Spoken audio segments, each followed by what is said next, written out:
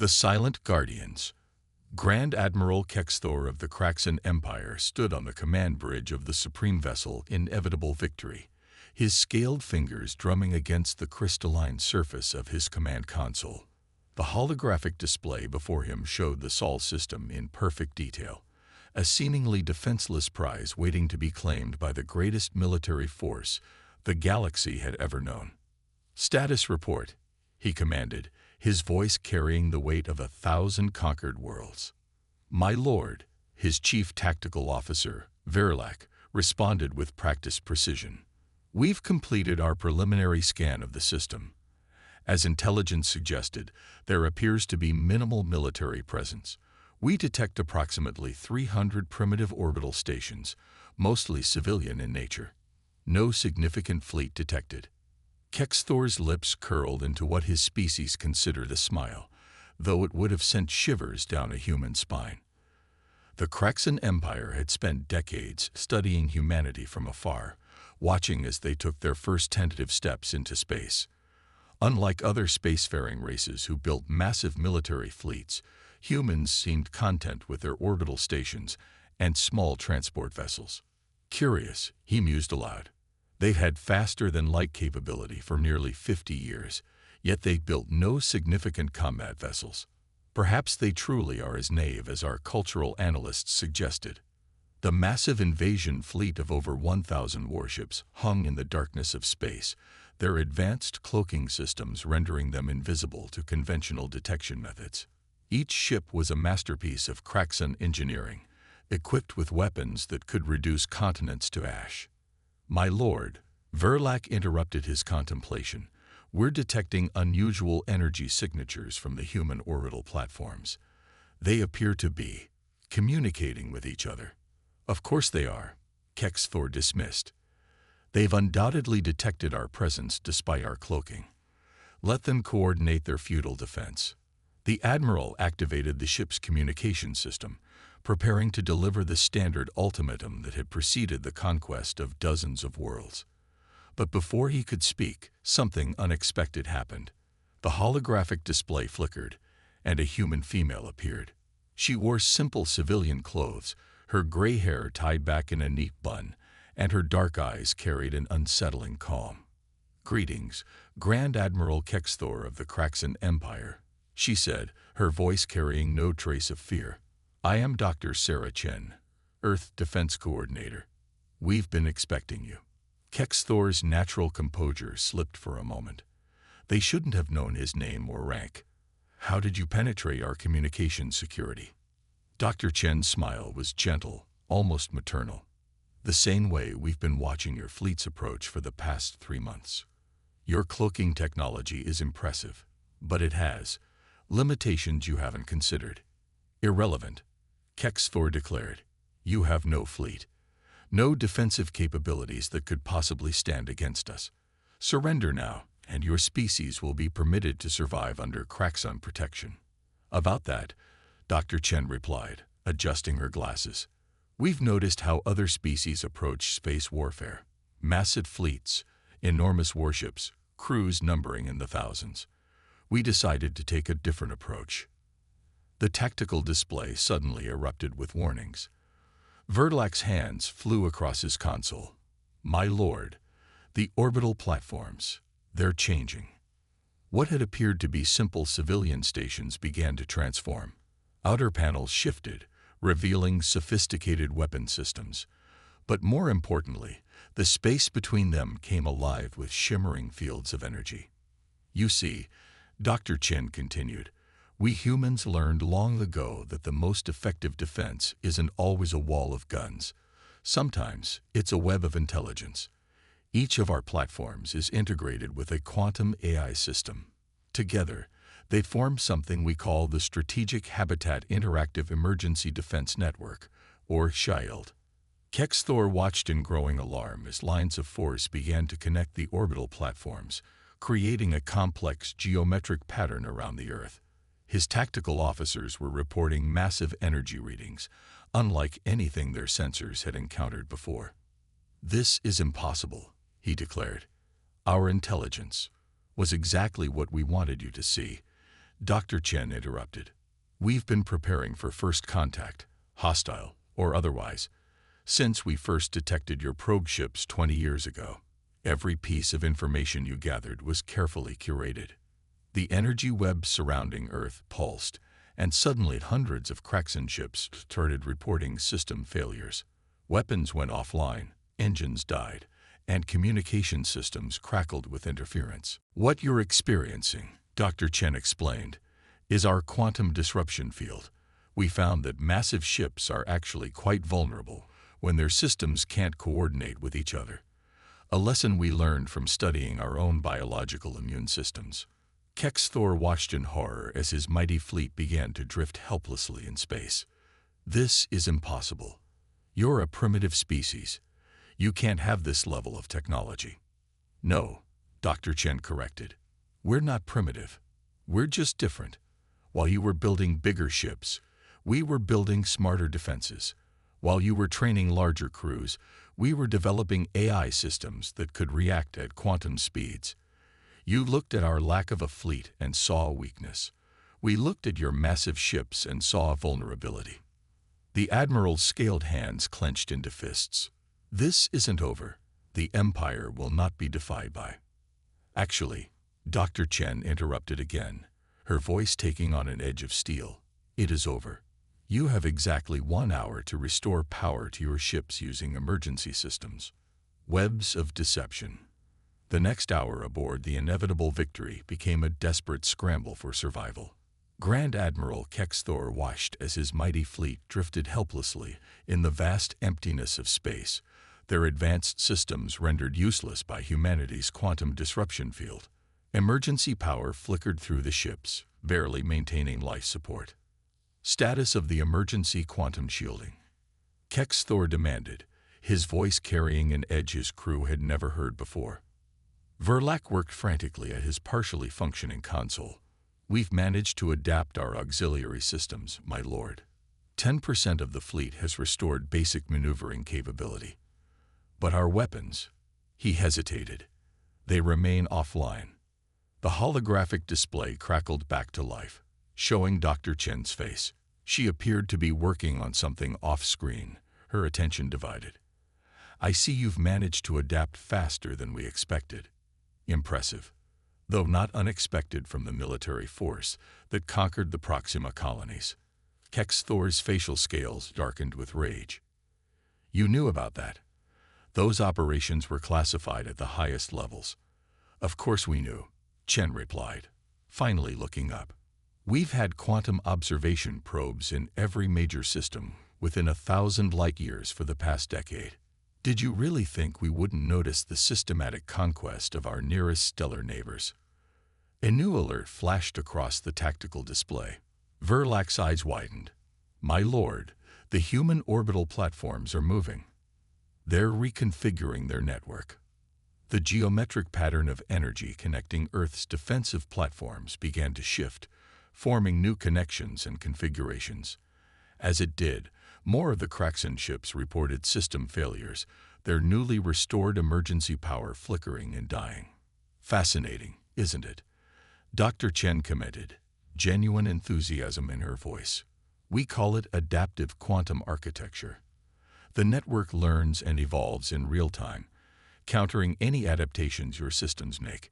It's actually based on principles we discovered studying neural networks in primitive Earth organisms. Kexthor slammed his fist against his command console.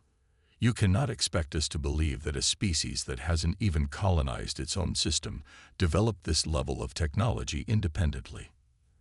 That's exactly what we wanted everyone to think, came a new voice.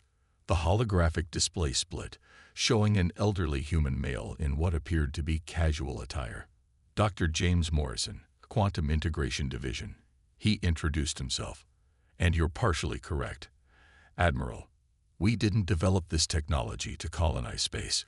We developed it to defend Earth.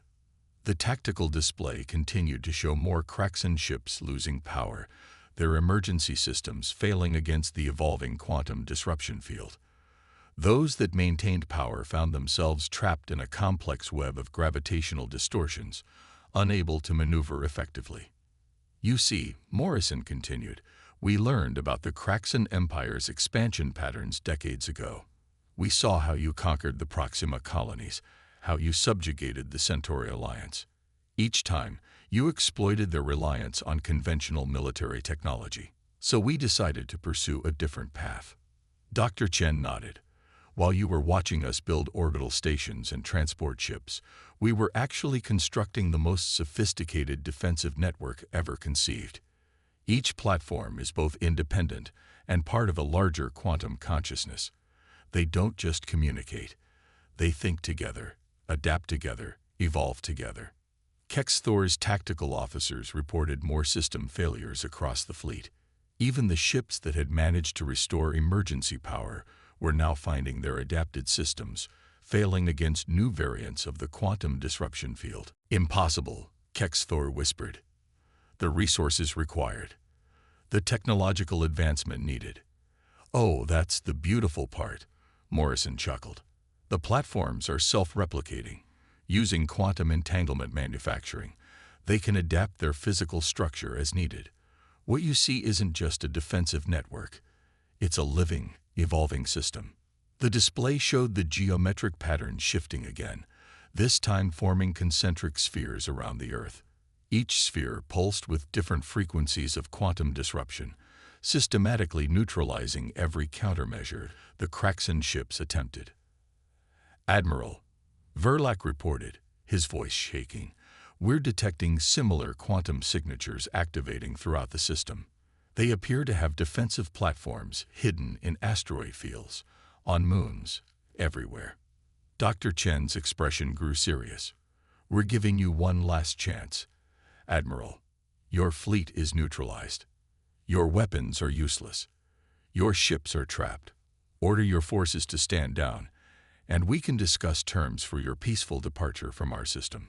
Kexthor stared at the tactical display, watching as his mighty invasion fleet, the pride of the Kraxan Empire, hung helpless in space, ensnared in humanity's invisible web of quantum energy. 1,000 ships, millions of crew members, all at the mercy of a defense system they hadn't even known existed. And if we refuse? He asked, though he already suspected the answer. Then we'll be forced to demonstrate that our network isn't just defensive in nature, Morrison replied grimly. Those quantum fields disrupting your systems, they can be focused, intensified. We'd rather not show you exactly what happens to matter when its quantum structure is completely destabilized. The message was clear.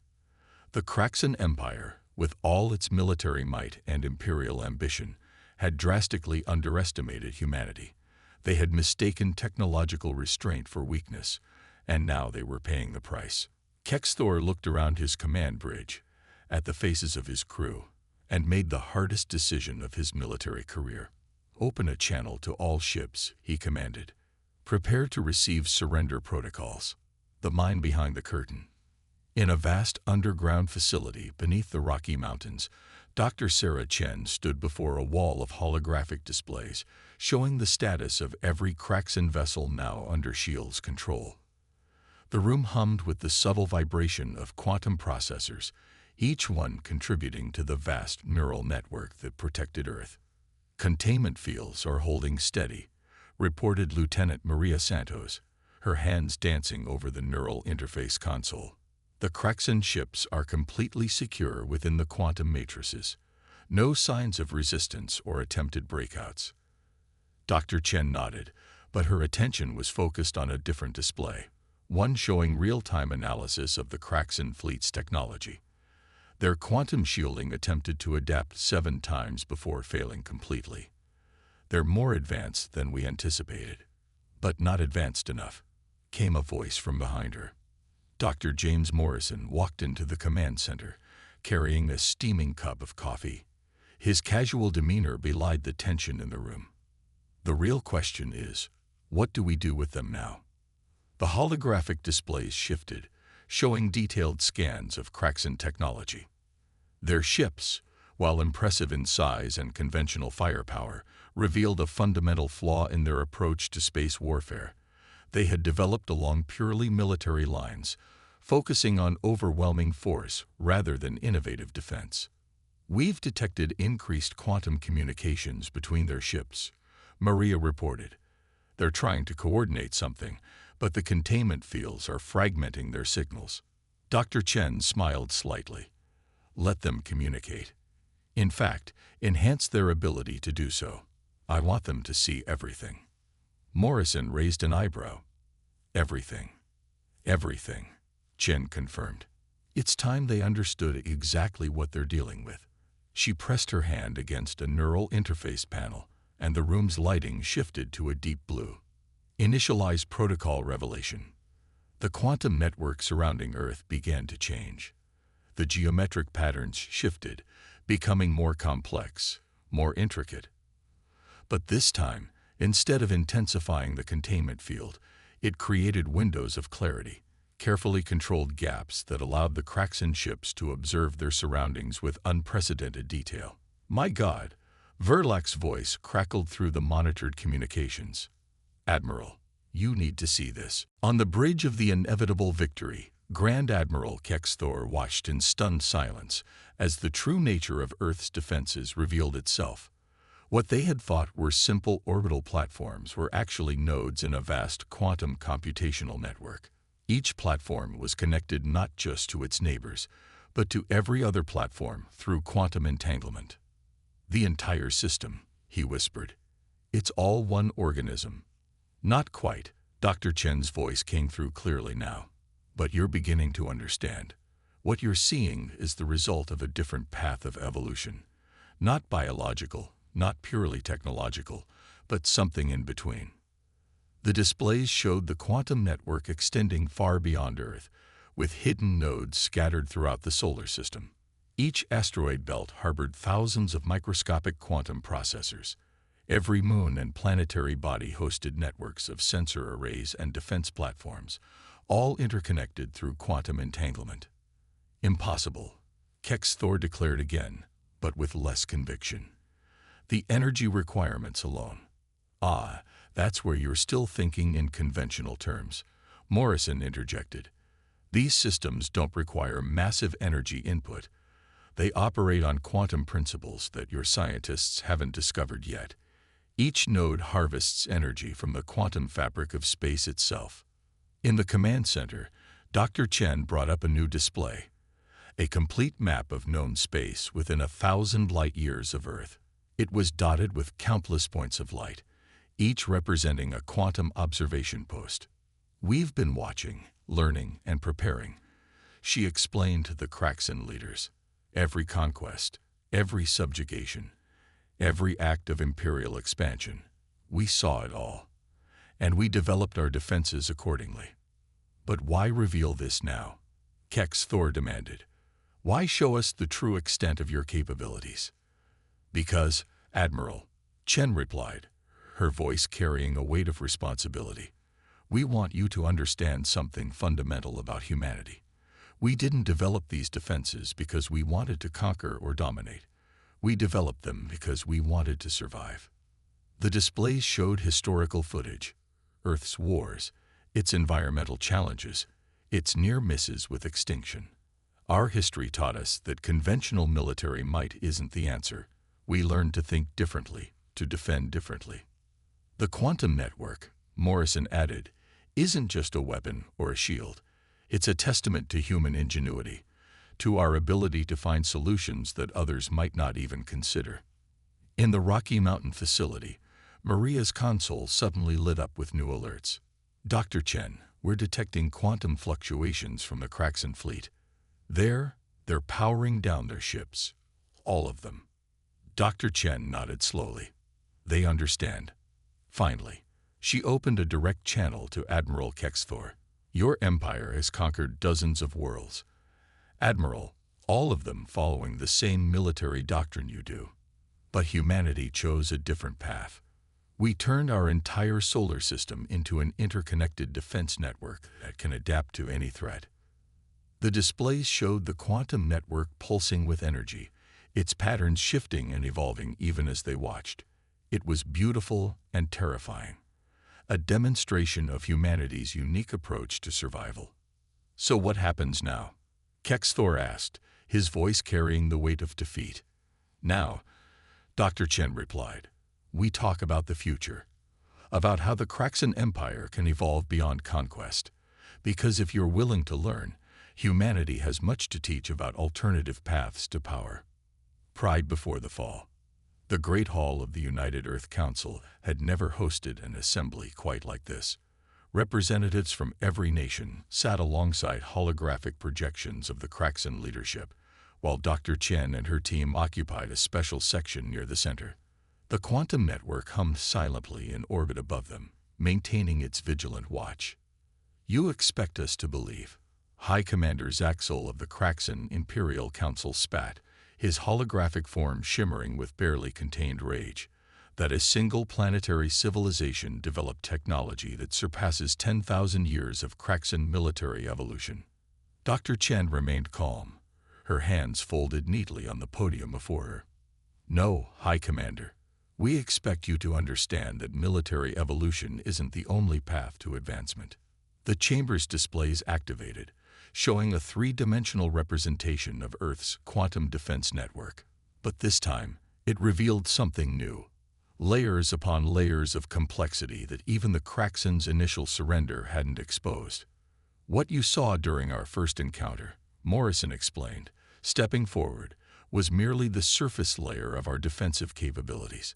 The quantum network exists in multiple phases of space-time simultaneously. Verlac, now serving as the Kraxan's chief scientific advisor, leaned forward in his holographic projection. Multiple phases? That's theoretically impossible. The energy requirements alone would tear apart the fabric of space.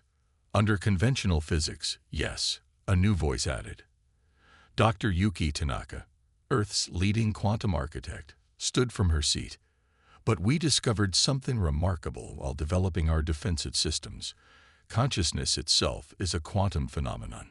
The display shifted, showing the intricate neural patterns that connected every node in the defense network. But these weren't simple communication links. They were synaptic connections, firing in patterns that mimicked human brain activity on a solar system scale. The network isn't just a weapon or a shield, Dr. Tanaka continued. It's a distributed consciousness, guided by human operators, but capable of independent thought and adaptation. Each node contains quantum processors that exist in a state of superposition, allowing them to process information and react faster than light itself. High Commander Zaxel's hologram flickered with interference, a physical manifestation of his agitation. If what you say is true, why didn't you use this technology to expand, to conquer? Any species with such power would naturally. Naturally what? Dr. Chen interrupted, her voice sharp. Naturally seek to dominate others. That's exactly the kind of thinking that led us to develop these defenses in the first place. The displays changed again, showing historical footage of Earth's wars, its environmental challenges, its near misses with self-destruction. We learned from our mistakes, Chen continued. We realize that true power isn't about domination. It's about protection, about finding ways to coexist. Suddenly, alarms blared throughout the chamber. Maria Santos burst through the doors, her face pale. Dr. Chen, we're detecting massive quantum fluctuations from the Kraxan home system. They're launching their reserve fleet. The holographic projections of the Kraxan leadership flickered and vanished. On the displays, a new armada of warships emerged from hyperspace, larger and more powerful than the first fleet. 3,000 ships, led by the dreaded Planet Killer-class vessels that had ended civilizations. So be it, Dr. Chen sighed, looking genuinely disappointed. She pressed her hand against a neural interface panel that emerged from her podium. Initialize Protocol Omega. The quantum network surrounding Earth pulsed with new energy. But this time, something unprecedented happened. The space between the nodes began to ripple, as if reality itself was being rewritten. What you're witnessing, Morrison explained to the stunned council members, is the network's ultimate capability. We didn't just create a defensive system. We created a way to manipulate the fundamental forces of the universe. The displays showed the Kraxan Reserve Fleet approaching at full speed, their weapons charged, their shields at maximum. But as they entered the outer reaches of the solar system, something strange began to happen. Ships started disappearing, not destroyed, but simply ceasing to exist in normal space. The network isn't destroying them, Dr. Tanaka explained, her hands dancing over her own control panel. It's shifting them into parallel quantum states. Their ships still exist, but in a phase of reality where they can do no harm. Verlac's hologram, which had remained active, showed the scientists complete shock. This defies everything we know about physics. No, Chen corrected. It defies everything you chose to learn about physics. While the Empire focused on weapons that could destroy worlds, we learned to touch the fabric of reality itself. The massive Kraxan fleet, pride of their empire, vanished ship by ship into quantum space. No explosions, no destruction, just a quiet transition into another phase of existence. It was perhaps more terrifying than any conventional weapon could have been. They're alive, Chen assured the council. Their ships are intact, but they exist in a quantum state that we control. They'll remain there until the Kraxan leadership is ready to have a real discussion about peace. The council chamber fell silent as the implications sank in. Humanity hadn't just developed a better weapon or a stronger shield, they had transcended traditional concepts of warfare entirely. The quantum network wasn't just a defensive system. It was a demonstration that humanity had evolved beyond the need for traditional military conflict. Evolution's edge. 1 month after the failed Kraxan invasion, the great chambers of the Galactic Concordat hosted an unprecedented gathering. Representatives from over 50 spacefaring civilizations sat in tiered rows, their attention fixed on the center platform, where Dr. Sarah Chen stood alongside the newly appointed Kraxan ambassador Veltar, formerly Admiral Kexthor's chief strategist. The events in the Sol system weren't just a military confrontation. Dr. Chen began, her voice carrying clearly through the vast chamber. They were a wake-up call for all of us, a demonstration that there are alternatives to the cycle of conquest and resistance that has dominated galactic history. The massive holographic display behind her showed the quantum network in action, but not as a weapon. Instead, it revealed how the system was already being adapted for peaceful purposes, facilitating faster-than-light communication, detecting spatial anomalies that threatened inhabited worlds, and even helping to terraform hostile environments. Ambassador Veltar stepped forward, his scaled features now carrying a wisdom that came from profound humbling. The Kraxan Empire spent millennia believing that military might was the only path to greatness.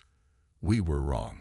In just 1 month of studying human quantum technology, we've made more scientific progress than in the previous century of military expansion. The displays shifted to show the Kraxan Reserve Fleet, now safely returned from their quantum displacement. But the ships were different.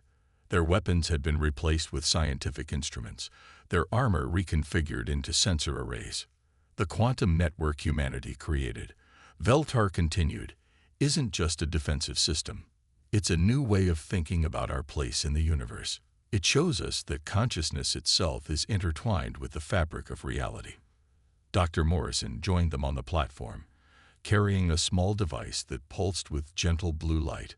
What we're about to show you is the next step in galactic evolution. We call it the Quantum Concordance Initiative. The device activated, and suddenly every being in the chamber felt a subtle shift in their perception. The quantum network, previously confined to the Sol system, began to extend tendrils of connection throughout the galaxy. This isn't an invasion or an attempt at control, Dr. Chen assured the startled assembly. What you're experiencing is the possibility of true understanding. The network can create bridges not just between stars, but between minds. The chamber erupted in a mixture of awe and concern. A representative from the Centauri Alliance rose. You're proposing to connect all our worlds through this quantum network, to link our civilizations at the most fundamental level. Yes, Chen replied simply, but not to control or dominate. The network operates on principles of mutual consent and benefit. It can only connect those who choose to be connected, and it can only share what we choose to share. The displays showed simulations of what this could mean. Instant communication across vast distances, shared scientific discoveries, early warning systems for natural disasters, and the ability to coordinate responses to galactic threats. The Kraxan Empire, Veltar announced, has already begun dismantling our weapons of mass destruction. We're converting our military installations into quantum research facilities. Our shipyards now build vessels of exploration rather than conquest.